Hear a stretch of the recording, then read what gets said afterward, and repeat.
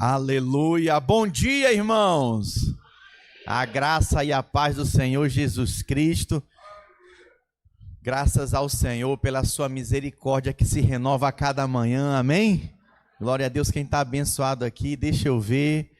Quem tocou em Deus nesse período de louvor, de adoração, quem foi tocado por Ele, aleluia. Embora tenhamos um culto coletivo, ele também tem o seu caráter pessoal, né? Então, às vezes, talvez você fique esperando aquela música, né? Talvez você fique esperando aquela palavra do ministro de louvor, mas na realidade, você precisa também entender que o seu coração é a terra fértil onde cai a semente, amém? Aleluia! E o que é poderoso é que através do nome de Jesus, como a pastora Eleni falou, o Jairo ministrou também, nós temos livre acesso. Pastor, mas eu não estou sentindo. E quem disse que você tem que sentir tudo? Quem disse que tudo é com base no sentimento? Não é. Não é tudo com base no sentimento. É com base, olha para mim, por favor, nesse momento, é com base no seu entendimento. Baixa um pouquinho, por favor. É com base no que você sabe. É com base no que você acredita, na sua crença. Deus está aqui, amém? Onde estiverem 2 ou 3 reunidos, Ele está aqui. Posso ouvir um amém da igreja? Olha que coisa poderosa. Mas eu não estou sentindo, mas eu creio, eu acredito, é o que a Bíblia diz, e eu não estou sentindo agora, eu vou sentir depois, ou amanhã, ou domingo que vem, amém, gente? Glória a Deus por isso.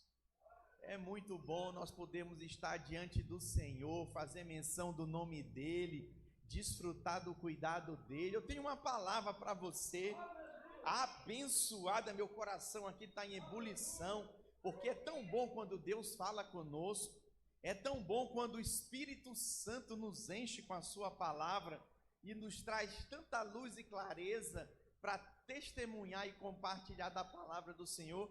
Eu quero compartilhar com vocês sobre do embaçado ao claro. Vamos repetir juntos? Do embaçado ao claro. Mais uma vez, do embaçado ao claro. Alguém já enxergou embaçado? Por exemplo, quando seus olhos se enchem de lágrimas, você enxerga tudo embaçado quando você está chorando.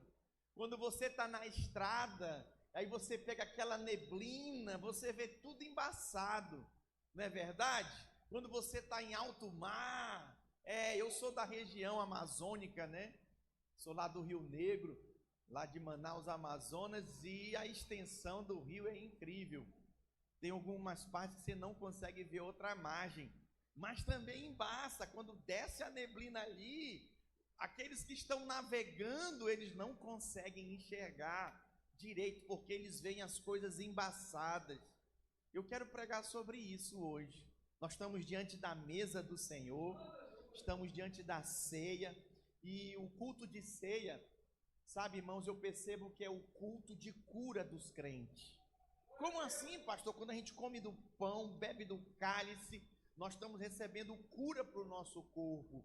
Quando nós estamos diante da mesa do Senhor, olha para mim, nós estamos nos expondo à palavra para sermos transformados, sim, para sermos mudados por Ele, para sermos moldados por Ele. Eu posso ouvir um amém? Glória a Deus. E também, diante da mesa do Senhor, é tempo da gente ajustar as coisas, aquilo que Deus vem falando no nosso coração, né? Eu quero pedir para você abrir aí sua Bíblia no livro de Marcos, capítulo 8. Nós vamos ler a partir do versículo 22. Marcos, capítulo 8, versículo 22. Eu vou pregar em cima da cura do cego de Betesda. A cura do cego de Betesda. Amém? Diz assim: então chegaram a Betsaida e lhe trouxeram um cego, rogando-lhe que o tocasse. Jesus, tomando o cego pela mão, levou-o para fora da cidade e, aplicando-lhe saliva aos olhos, impondo-lhe as mãos, perguntou-lhe: vês alguma coisa? Versículo 24. Este, recobrando a vista, respondeu: vejo os homens, porque como árvore os vejo andando. Então novamente ele expôs as mãos, os olhos, e ele, passando a ver claramente, ficou restabelecido, e tudo distinguia de modo perfeito. Diga: de modo perfeito. Versículo 26. E mandou Jesus embora para casa, e recomendando-lhe: não entres na cidade. Até aqui, feche seus olhos. Pai, obrigado pela tua palavra, que nos ilumina, que é lâmpada para os nossos pés e luz para os nossos caminhos. Eu oro, Senhor, para que o Senhor ministre ao coração de cada um dos meus irmãos.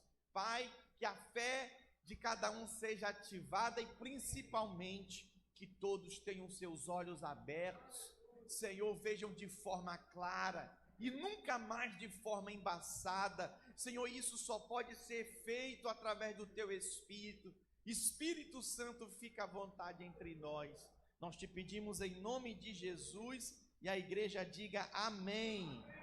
Aleluia. Muito bem, eu quero contextualizar para você. Baixa um pouquinho mais o meu microfone, está muito alto. Os irmãos estão me ouvindo bem aí, né? Baixa um pouquinho mais, por favor.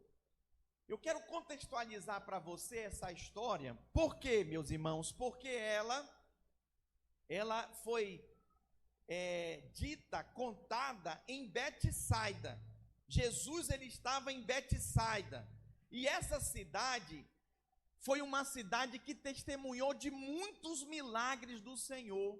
Você pode virar para o seu vizinho e falar: muitos milagres. Muitos milagres eles viram com os próprios olhos deles.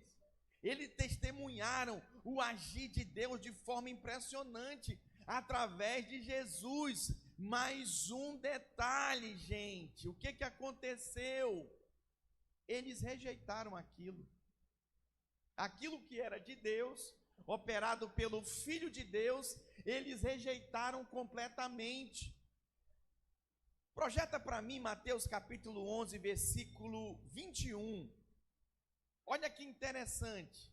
Ai de ti, Corazim, ai de ti, Betsaida. Diga: Betsaida. É a cidade onde o Senhor curou o cego, ok? Orou por ele quantas vezes, gente? 2 vezes. Guarda isso aí, porque se em Tiro e em Sidom se tivessem operado os milagres que em vós se fizera, há muito que elas se teriam arrependido com pano de saco e cinza. E contudo vos digo que no dia do juízo haverá menos rigor para Tiro e Sidom do que para vós outros. Uau, que coisa! Esse texto de Mateus, capítulo 11, versículo 21, é um texto de repreensão a essas 2 cidades judaicas. Ei, olha para mim, eu falei cidades judaicas que conheciam a palavra, conheciam o evangelho, e pasme, Jesus foi pregar nessas cidades.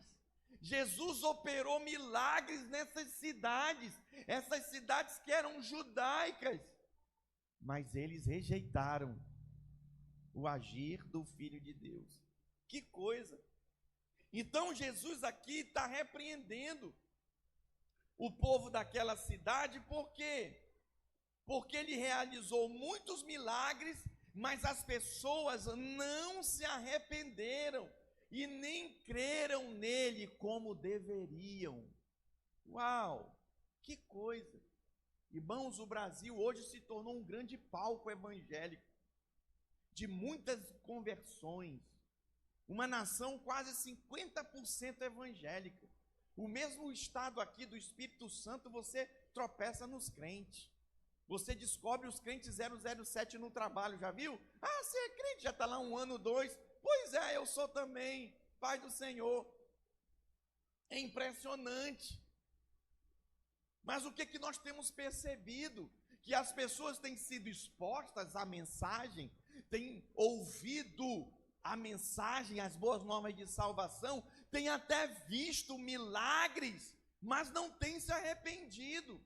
E é o que aconteceu aqui com Corazim e Betsaida.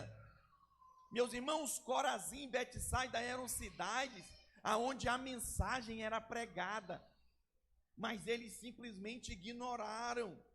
Eles simplesmente viram e tiveram o privilégio de testemunhar do agir do ministério de Jesus, grandes milagres, mas eles não mudaram de vida, eles não foram transformados. E aí, olha que interessante que Jesus fala, e ele diz: olha, se esses milagres tivessem sido operados em Tiro, em Sidom, pastor, que cidades são essas? São cidades fenícias, cidades que naquela época antiga, irmãos, ficavam no Mediterrâneo e eram grandes centros de distribuição, de comércio e de também pecado.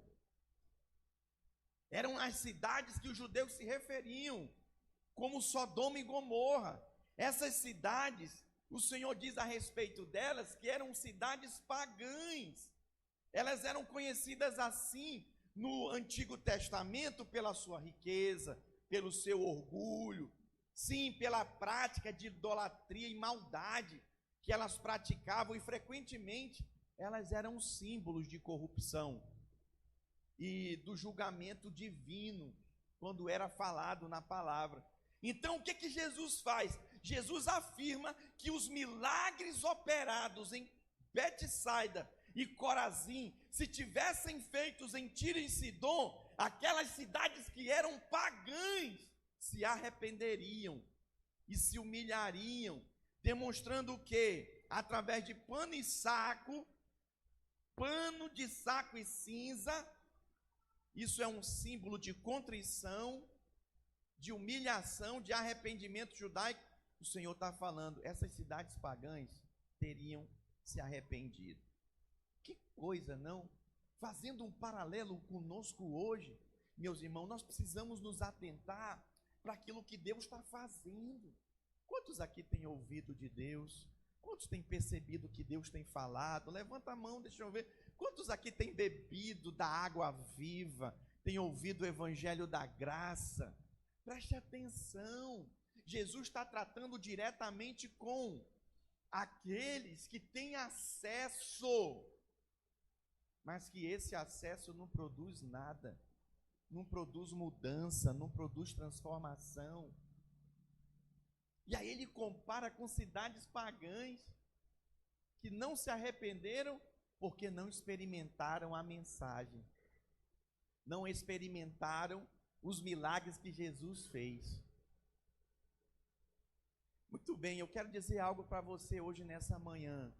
Talvez você esteja vendo embaçado as coisas ainda, mas Jesus quer que você veja de forma claramente, de forma clara. E eu quero hoje compartilhar com você, meus irmãos, através dessa palavra, e dizer que quanto mais luz e revelação nós recebemos, maior é a nossa responsabilidade com aquilo que temos ouvido e visto. Corazim, Betsaida, eles tinham testemunhado diretamente o poder e o ensino do próprio Senhor Jesus Cristo, mas eles permaneceram indiferentes e complacentes. O que é algo indiferente? Está acontecendo um mover aqui e eu fico indiferente. O que é algo complacente? Isso aqui eu quero ir mais a fundo com você. O que é algo complacente? O João é complacente, a Maria é complacente. Isso se refere a uma pessoa que age de maneira tolerante. ela tolera o pecado na vida dela, na vida dos outros, é uma pessoa permissiva. Ela vai permitindo, vai permitindo, vai permitindo. É o que está acontecendo com o Brasil hoje. Estão censurando as redes sociais, estão cortando as redes sociais, estão bloqueando pessoas. Fulano não pode mais falar, tira as redes sociais dele. Vocês acham que isso não vai chegar nos pastores? Se nós não nos posicionarmos, eu falo, irmão, eu prego mesmo, toda semana a gente faz 3 cortes da minha pregação, joga nas redes sociais, joga o evangelho e a gente prega a palavra. Vocês acham que o diabo, o inimigo de nossas almas, vai ficar satisfeito? Não vai. Mas se nós formos complacentes com isso, não é comigo mesmo? Pode deixar, vai chegar a você. Vai chegar a você, vão calar você. O que é alguém complacente? É alguém, meus irmãos, que o comportamento dele é não corrigir, é não melhorar as coisas. Deus está falando, Deus está mostrando, estamos hoje diante da mesa do Senhor. A vida continua como está, não há mudança. Se engana e engana os outros. Misericórdia, Jesus chamou esses de hipócritas, escribas e fariseus. Quem são? São aquelas pessoas que a palavra não afeta ela. E cá para nós, irmãos, sabe quem sacrificou Jesus? Foram os religiosos da época. Eu não gosto de dizer que foi os judeus, eu gosto de dizer que foram os religiosos da época. Por quê, pastor? Enxergavam embaçado, não enxergavam com clareza.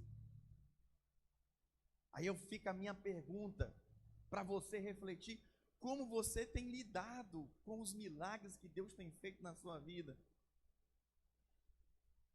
Como você tem reagido diante da palavra revelada, que é como uma explosão de luz, né? Quando você é iluminado e você, meu Deus, é isso, meu Pai, obrigado, o Senhor falou comigo um dia, e no dia seguinte, e no terceiro dia, e depois de uma semana,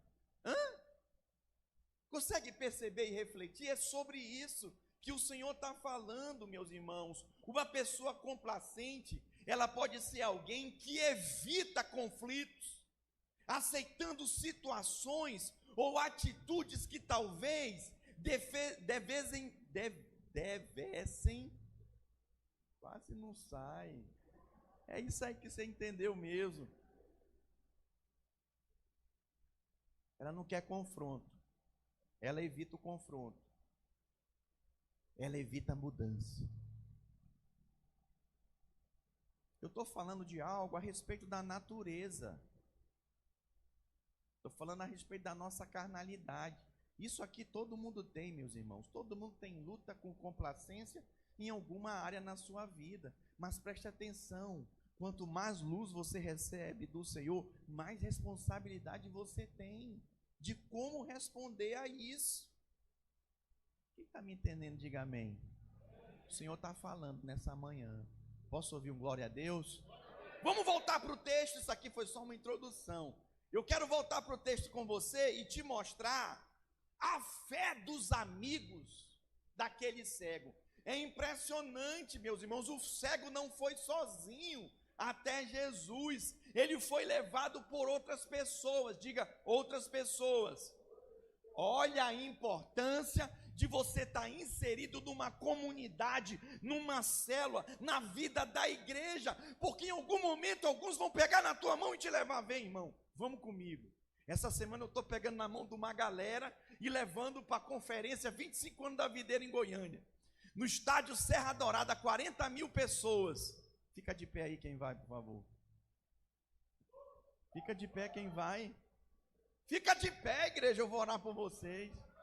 Glória a Deus. Fica de pé, vou orar abençoando a vida de vocês. 40 mil pessoas. Eu sei que você jamais ia para Goiânia. Você só está indo porque eu estou estimulando você. Porque seu discipulador, bora, irmão. Não vai, Gilberto. Graça, pelo amor de Deus. Amém. Glória a Deus. Vamos orar por esses irmãos. É uma caravana com mais de 30 irmãos que vão daqui do Estado do Espírito Santo. Vamos orar das nossas igrejas da Videira, da Vinha, associados. Tira suas mãos, vamos orar. Pai, obrigado por essa caravana. Que seja, Senhor, um tempo, Senhor, sobrenatural, de celebrarmos o Teu nome, os 25 anos da Videira. Leva, Pai, cada irmão na Tua paz, cada caravana que está saindo do Estado, Senhor, do Espírito Santo, de carro, de avião, de ônibus, Senhor, do Brasil e de fora do Brasil, que seja um tempo de celebração abençoado, e que ali viemos testemunhar os grandes feitos do Senhor, em nome de Jesus. A igreja diga amém. Glória a Deus, pode se assentar. Olha a importância de nós termos pessoas que nos influenciem. Esse cego de Betsaida, irmãos, ele soube de Jesus, mas ele não tinha condições de ir sozinho. Veja bem, pegaram ele, levaram ele até Jesus. Ele recebeu apoio, e isso fez toda a diferença. Alguém aqui foi trazido por alguém para essa igreja? Levanta a mão, deixa eu ver. Olha a diferença. Duas coisas estão me surpreendendo, irmãos, esse ano. A primeira coisa são os impulsionamentos nas redes sociais. O tanto de contato que a gente tem recebido de redes sociais, de pessoas para virem para a nossa igreja, para passarem pelo encontro, tem sido impressionante. E a segunda coisa são os adolescentes. Cadê os adolescentes? Levanta a mão aí.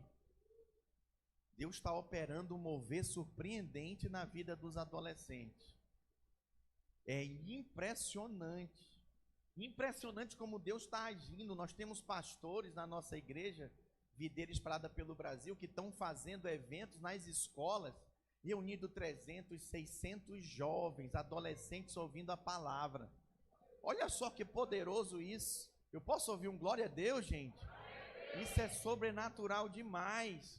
Preste atenção, meus irmãos. Jesus aqui, ele teve a graça de receber o cego e orar por ele, através de amigos que levaram o cego perante Jesus. Então, assim como o cego precisou ser levado até Jesus, nossos amigos, familiares e vizinhos, eles também, nesse momento, podem estar precisando dessa ajuda, para ter esse encontro com o Senhor Jesus. Isso é um fato. Por exemplo, nós vamos ter encontro com Deus Kids esse semestre. Aleluia! Irmãos, as crianças de 7 a 9 anos, é a faixa etária, elas precisam ouvir a mensagem. Elas precisam ouvir o evangelho. Elas precisam ser tocadas também. Eu estou em todos os encontros, não é porque eu sou pastor não, mas é porque eu gosto de estar junto. Esse encontro é a minha esposa que está coordenando, e eu estou junto lá para dar apoio, e eu testemunho, irmãos, o que Deus faz na vida das crianças. É poderoso demais ver Deus falando, Deus tocando, elas quebrantadas, chorando, umas sendo libertas de espírito imundo mesmo. Credo, pastor, é sim, crianças sendo libertas de demônio. E outras crianças já sendo cheias do Espírito, falando em línguas, transbordando das bênçãos do Senhor. É algo sobrenatural demais, e eu me alegro por isso. Mas eu pergunto para você, meus irmãos, você percebe a importância dos amigos desse cego de levá-lo perante Cristo? Isso é algo surpreendente. E aí eu quero seguir então, e quero te mostrar como foi a intervenção de Jesus na vida desse cego, o processo de cura dele. Primeiro, Jesus conduz o cego para fora da cidade. Eu vou escolher alguém aleatório aí, de Betsaida. Eu vou escolher alguém aleatório como se fosse o cego. É tu mesmo, Renato, fecha os olhos, vem. Eu sou Jesus, o Renato é o cego.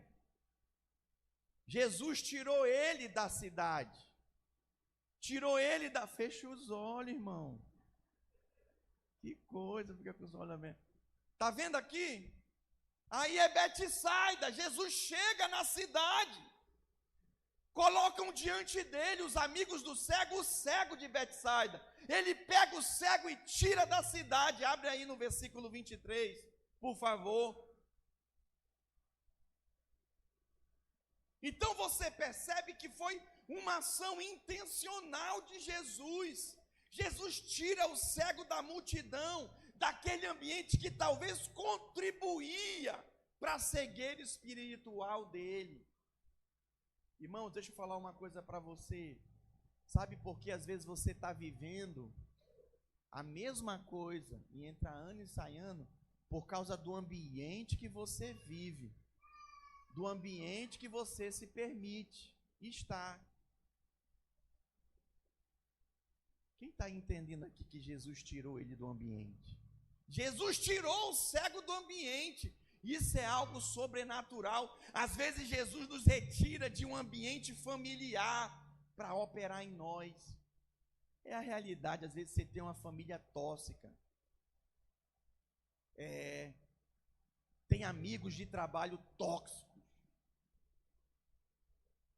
Tem primo que só o sangue do cordeiro. Tem amigos, vizinhos de infância que não te ajuda de forma nenhuma. E aí como é que você vai experimentar o novo de Deus? Como é que você vai experimentar uma vida nova? Eu vim para que tenham vida e a tenham em abundância. Pastor, não sei cadê essa vida não, já são anos como crente. Pois é. O que aconteceu com o cego? Ele foi tirado desse ambiente. Eu quero dizer para você, sabia que a célula ela tem esse papel? Ela tem esse papel, irmão, sabe, de nos ajudar, de ajudar você, de ajudar as pessoas a saírem desse contexto, de saírem desse contexto, desse ambiente que não coopera para a cura, para a libertação. E aí a pessoa não consegue deslanchar espiritualmente, não consegue ter uma visão espiritual abundante. Isso é muito sério. Nesse processo de cura que Jesus curou o cego, fecha o olho, não abre não. Está de castigo aí, Renato. Olha para mim, a cura de Jesus foi em 2 etapas. Preste atenção, Jesus primeiro aplica saliva nos olhos daquele homem e pergunta se ele consegue ver algo. Olha para mim, Jesus joga cuspe no chão, faz uma laminha, vem, obrigado, tirou até o óculos já, e passa a laminha no olho dele, abre os olhos. Aí o cego diz, Jesus pergunta, tu está vendo? Ele diz, olha, o que eu vejo os homens como árvore. Alguém pode dizer misericórdia? Alguns aqui vê assim, embaçado. Seu Maurício está tratando a vista dele, né, seu Maurício? Seu Maurício, pastor, eu só vejo de um lado, o outro está tudo embaçado. Deus pode lhe curar hoje, hein, seu Maurício? Quem crê aqui? Aleluia.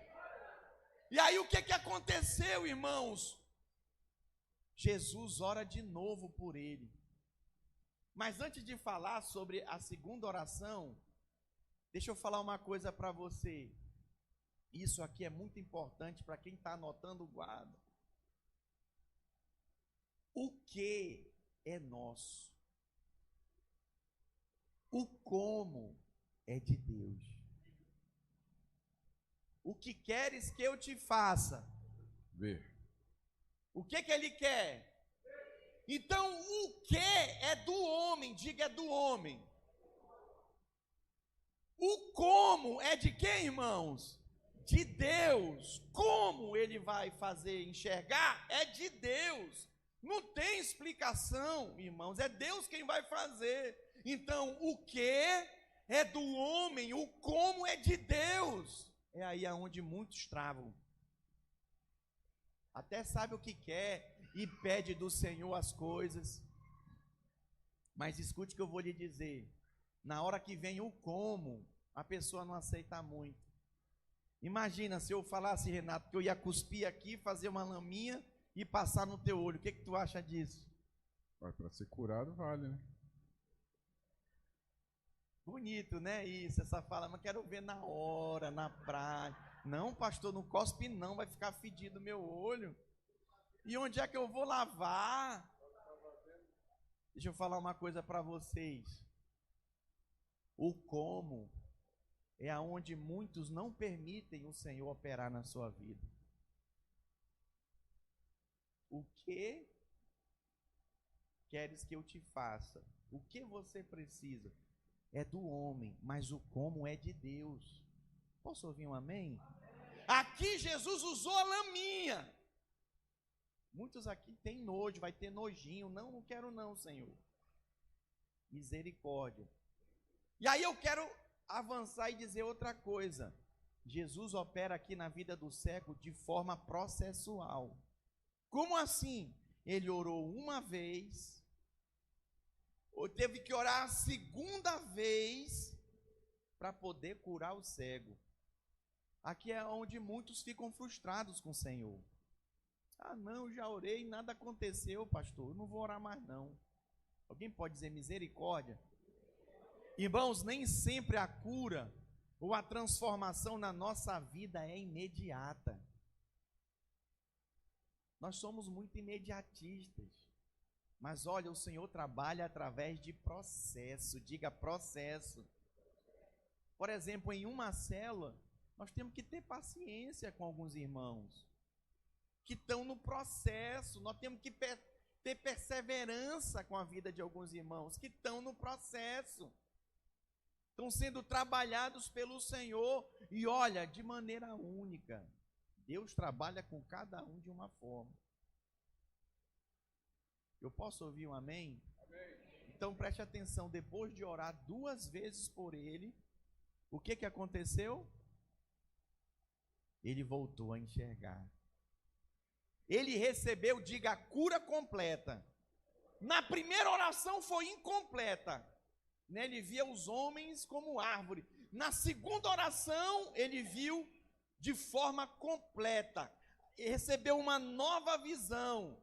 Jesus toca nos olhos dele novamente e agora aquele cego começa a ver de forma clara. Eu tenho 27 anos de crente e eu digo para você, eu vejo de uma forma muito mais clara do que eu via com 1 ano de crente. Então, tem coisas na nossa vida que é processual, tem que dar tempo ao tempo, tem que passar pelo caminho do vencedor, passar pelo curso de consolidação, passar lá pelo curso de maturidade. Cadê nossos alunos do curso de maturidade? Levanta a mão aí. Aleluia. Cadê os alunos do CTL?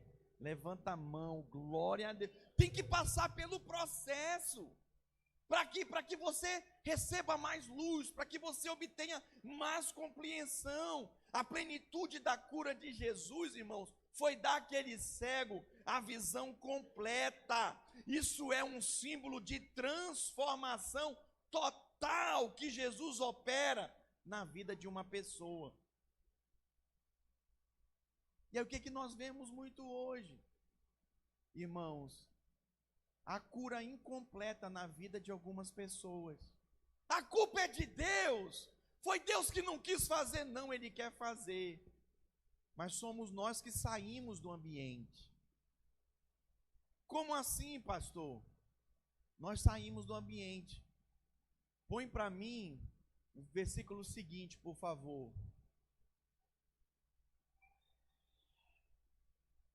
E mandou Jesus embora para casa, recomendando-lhe o quê, gente? Vocês estão comigo aqui? Recomendando o quê? O final do versículo, recomendando o quê? Renato está com os olhos abertos, foi curado, representa o cego, eu represento Jesus. Olha a seriedade da coisa. Renato, não entra na cidade. Que coisa, hein? Porque aquele ambiente de parente, amigo, vizinho, podia voltar a trazer cegueira para ele. Quem está me entendendo aqui? Obrigado. Vamos dar uma salva de palmas para o Renato? Fez o cego direitinho. Abriu e fechou o olho. Olha para mim. Olha para cá, gente. Qual é o ambiente que você está vivendo? Eu falei que eu tenho 27 anos de crente, eu nunca vi tanta luta para crente congregar como nesses últimos tempos. É impressionante. E sabe o que a Bíblia diz em Hebreus? Acha para mim um versículo. Hebreus diz assim, ó: quanto mais vedes que os tempos se aproximam, não vos deixei de congregar, como é o costume de alguns. Então preste atenção, quem comigo percebe aqui que os dias se aproximam da vinda do Senhor? Deixa eu ver, seja sincero com você mesmo e comigo. É perceptível. O Senhor está voltando. O Senhor está agindo, o Senhor está voltando. Essa é uma realidade. Mas alguns vão deixando de congregar. Enquanto que era para ser o contrário. Era para se posicionar e congregar mais ainda. Quem faz isso? Quem tem os olhos abertos. Quem vê de forma clara. Quem vê de forma embaçada, trata do culto como algo normal.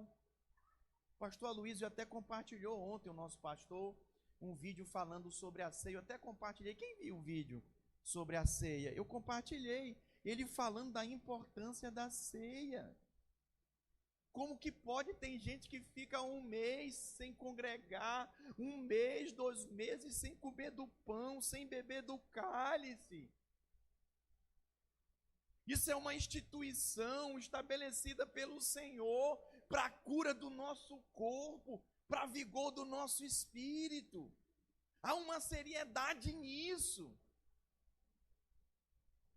Então nós aprendemos aqui com Jesus, é que Betsaida se acostumou com o milagre. Betsaida se acostumou com o mover de Deus. E rejeitaram aquilo. Olha para mim, esse rejeitado é dizer assim, não quero saber. Mas é simplesmente ficar indiferente. Deus está fazendo, eu não participo, eu não me envolvo. E isso faz com que aconteça o quê? Olha para mim, a minha visão fica embaçada das coisas. Aí eu vejo tudo de forma natural, carnal.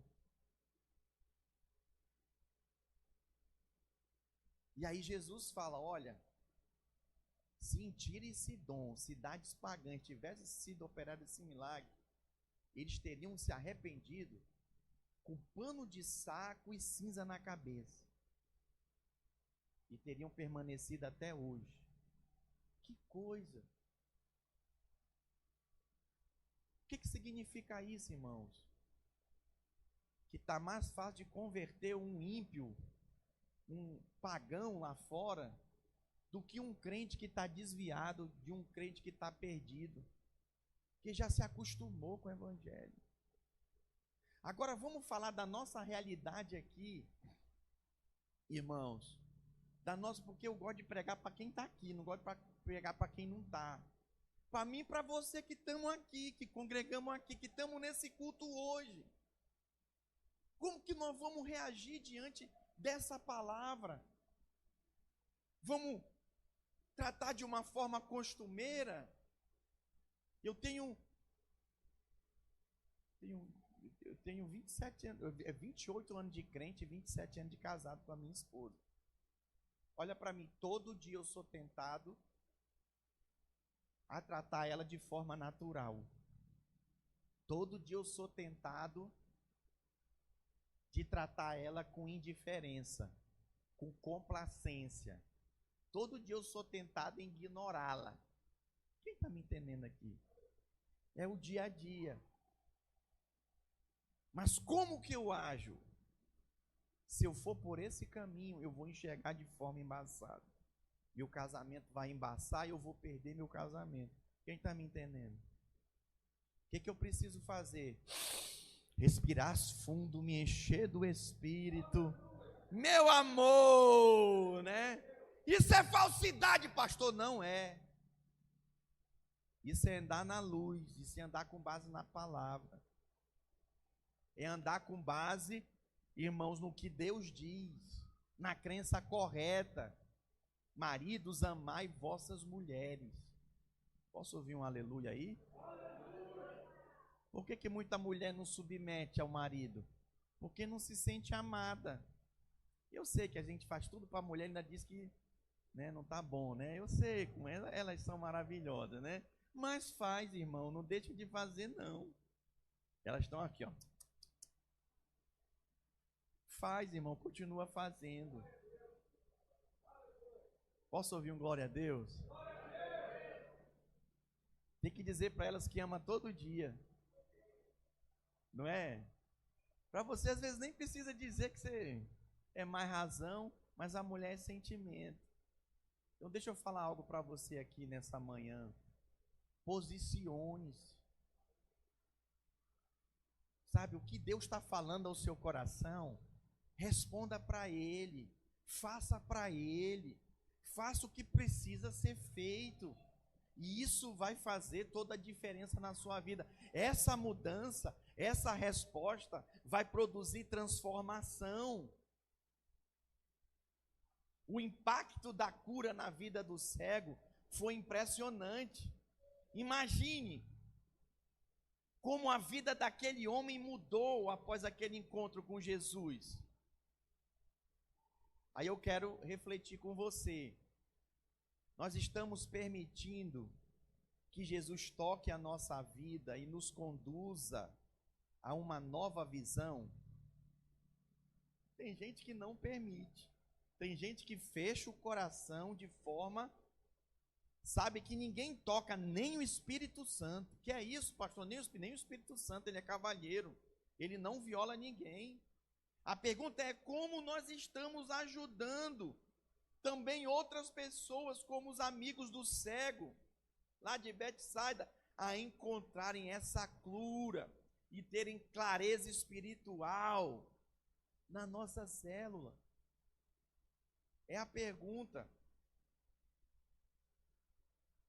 Eu quero encerrar a minha reflexão com você da palavra nessa manhã, te contando uma ilustração sobre o farol em meio ao nevoeiro.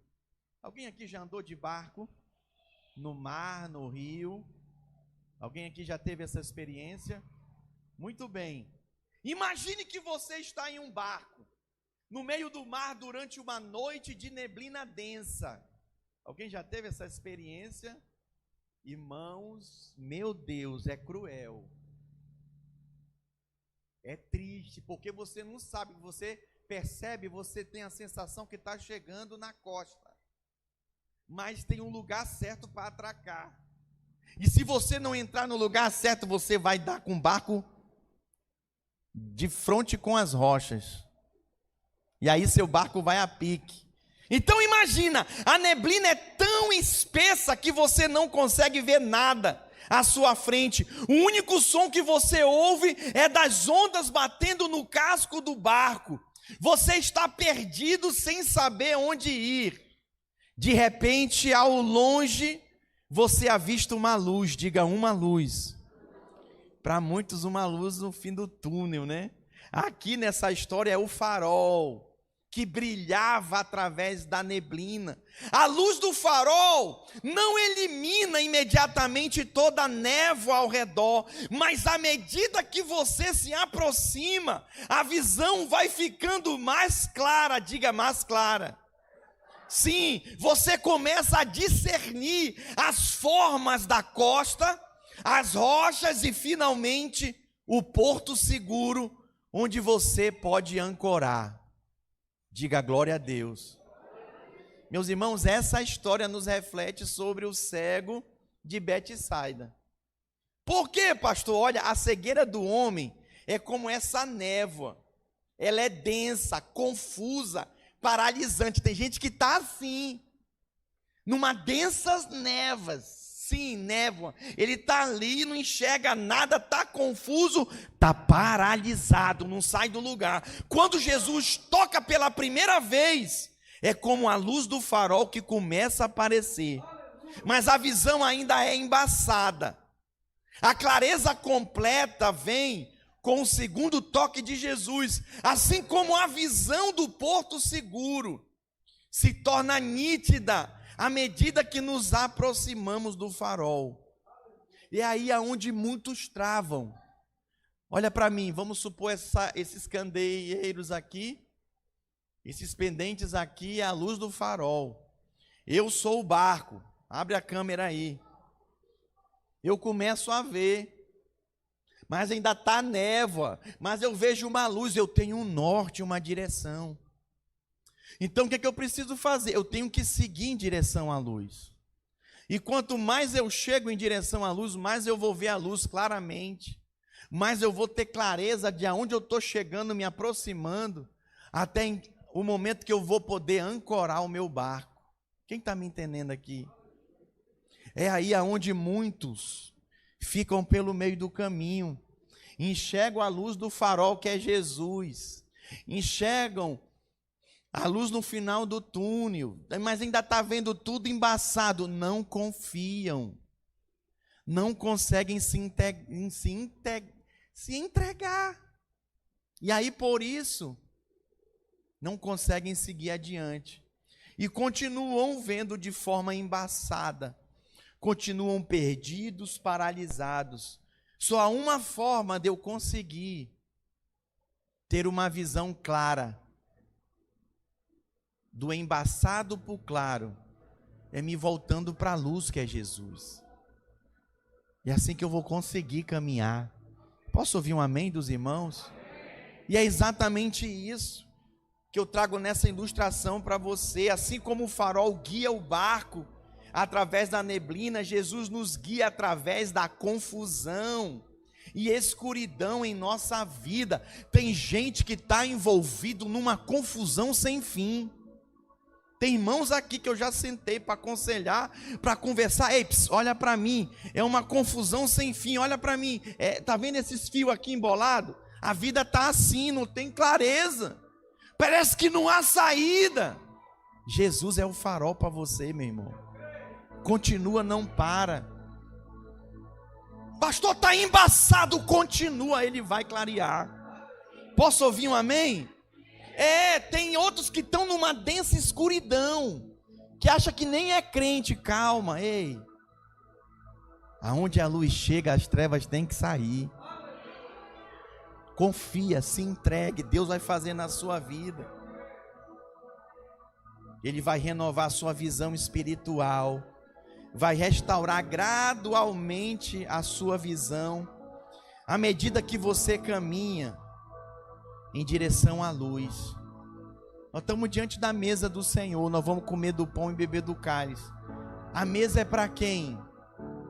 É para todos aqueles que creram em Jesus, entregaram sua vida para Ele, desceram as águas, foram batizados,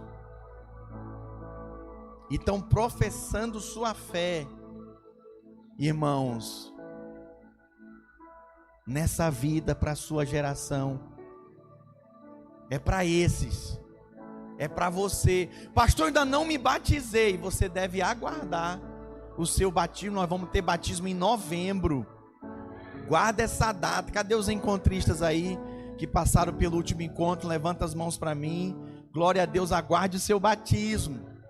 Aleluia, está chegando, é em novembro. Pastor, eu pequei. Olha,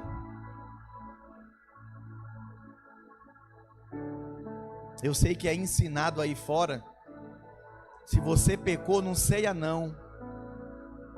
Aí se você não ceia, você continua em pecado, você continua pecando. O que é isso, pastor? Preste atenção. Você não deve deixar de ceiar por causa do pecado. Você deve deixar o pecado. Alô, quem está me entendendo aqui? Abandona o pecado, irmão. Confessa hoje, aqui, agora. Ele é fiel e justo para perdoar os teus pecados e te purificar de toda injustiça. E faz igual eu, come do pão e bebe do cálice para ver se você volta a pecar de novo. Volta não, irmão, porque essa mesa te cura. Sentar à mesa com os irmãos e comer do pão, beber do cálice te cura. Qual é o problema de muitos? É se manter distante do farol. Qual é o problema de muitos? É se manter distante e enxergar de forma embaçada. E aí fica ali vivendo, cultivando aquele orgulho, né? Aquela vida de pecado, de justiça própria, e fica ali remoendo e não sai do lugar, envolto aquela confusão, em densas trevas. Mas a luz está ali, está brilhando, em vez de se voltar para a luz, para ver de forma clara. Felizes são aqueles que tiveram seus olhos abertos e veem de forma clara. Mas deixa eu te falar uma coisa: orai e vigiai, para não entrares em tentação. O espírito está pronto, mas a carne é fraca. Pastor, o senhor quer dizer que eu posso ficar cego de novo? Pode. Sabe quem fica cego? É quem enxergava. E o que tem de gente que enxergava, que está ceguinho da Silva. Meu Deus do céu, irmão, pelo amor de Deus, irmão, presta atenção. Irmão, você está me ouvindo? Não enxerga um palmo. Ficou cego de novo.